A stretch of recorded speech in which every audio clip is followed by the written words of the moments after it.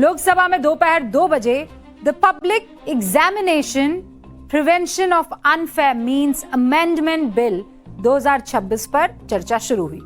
सत्ता पक्ष से 8 और विपक्ष से 12 सांसदों ने इस मुद्दे पर अपनी बात को रख दिया है।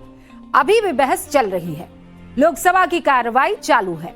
अब ये सबसे आसान होता कि मैं आपको आज ये बता देती कि लोकसभा में फला नेता ने फला बात कही, सत्ता पक्ष ने ये कहा, विपक्ष ने ये कहा, इसने ये आरोप लगाए, फिर उसका ये जवाब आया।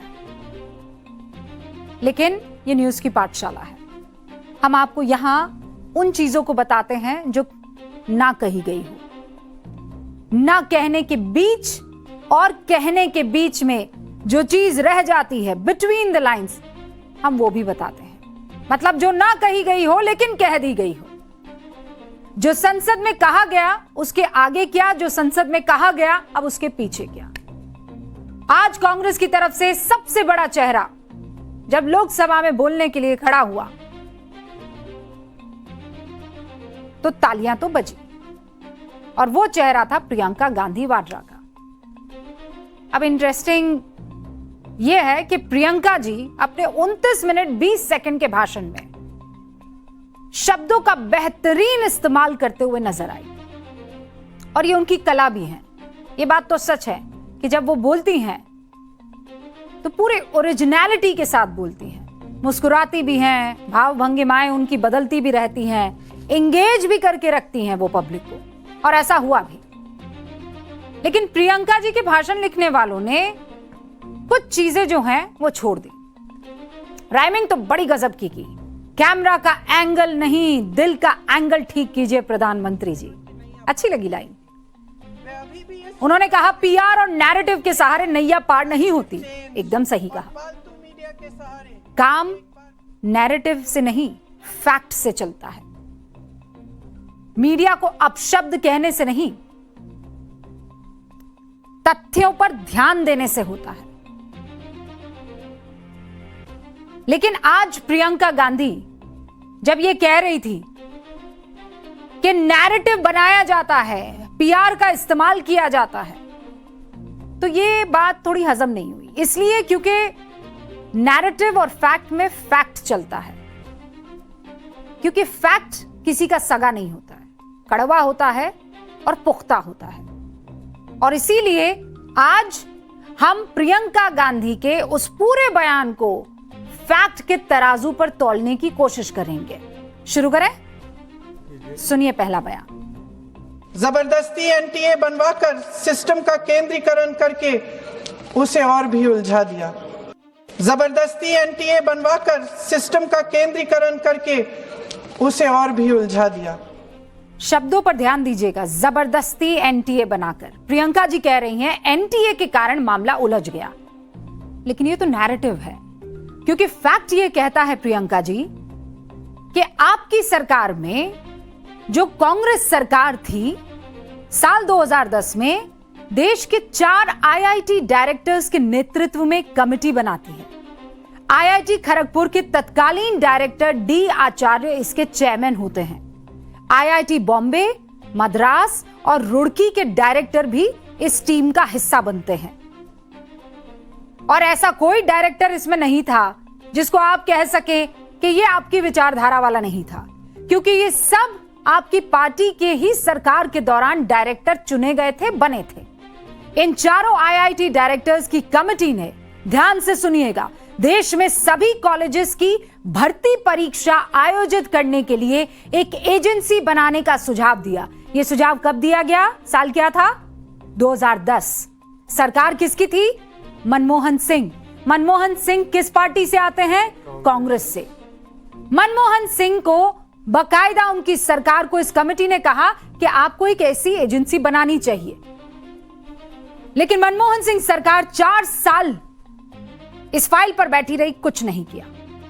फिर आ गया साल 2014, सरकार आ गई मोदी की।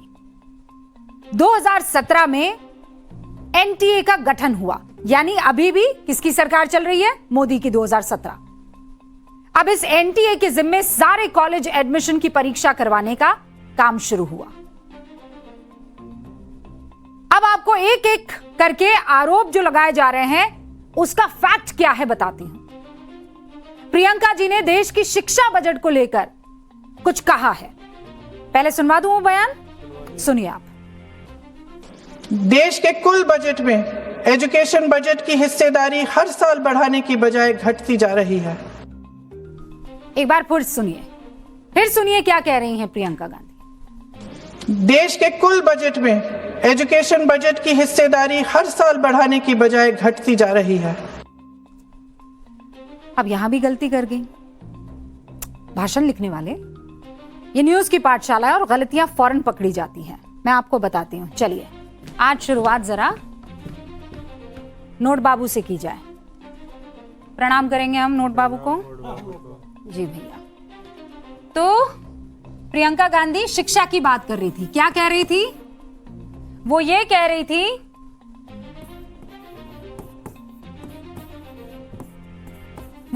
रही थी कि हम ये देख रहे हैं कि ये सरकारें शिक्षा का बजट गिराते चली जा रही है ना? तो चलिए फिर बात करते हैं मनमोहन सिंह की सरकार की। मनमोहन सरकार में यानी 2013-2014 है ना, 2013-2014 इस टाइम पर शिक्षा का जो बजट है उसका शेयर, मतलब कुल जो बजट था उसमें शिक्षा का शेयर कितना था? शिक्षा का शेयर था 3.3%। कितना था? 3.3%। और बजट कितना था? 79,451 करोड़ रुपए। फिर आती है मोदी सरकार, 2014 में आ गई। मोदी सरकार ने इसमें बढ़ोतरी की होगी कि घटाया होगा? देखिए वो कह रही हैं कि लगातार हम बजट को घटता हुआ देख रहे हैं शिक्षा का। मोदी सरकार के मौजूदा बजट में शिक्षा के लिए 1,39,289 करोड़ रुपए दिए गए हैं। कितने? 1,39,289 करोड़ रुपए। कुल बजट का शेयर ये कितना हो जाता है? 4.6%।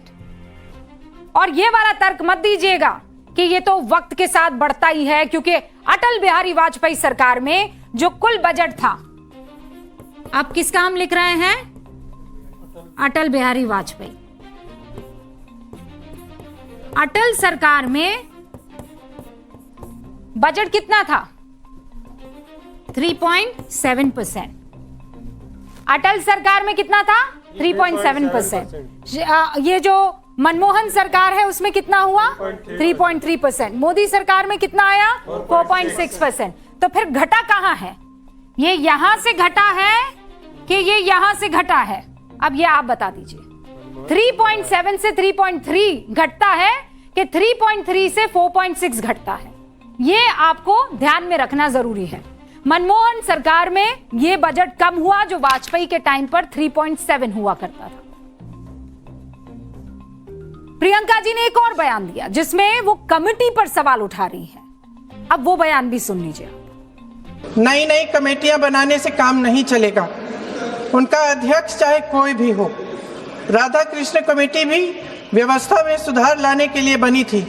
आज तक उसकी एक सिफारिश लागू नहीं हुई है। तो प्रियंका जी कह रही हैं कि शिक्षा को लेकर कमेटी का कोई मतलब ही नहीं। उन्होंने राधा कृष्ण कमेटी का जिक्र किया और कहा आज तक लागू नहीं हुई। तो मनमोहन सिंह सरकार ने 10 साल में शिक्षा को लेकर 3 कमेटियां बनाई। Central advisory board of education committee, national knowledge commission, D Acharya committee. ये 3 कमेटियां बनाई गई। क्या इन तीनों कमेटीज की तरफ से कोई बेहतर सलाह नहीं मिली? कांग्रेस सरकार ने ये कमेटी तो शिक्षा में सुधार की मंशा से ही बनाई होंगी, पर आप कह रही हैं कि कमेटियों से कुछ नहीं होगा।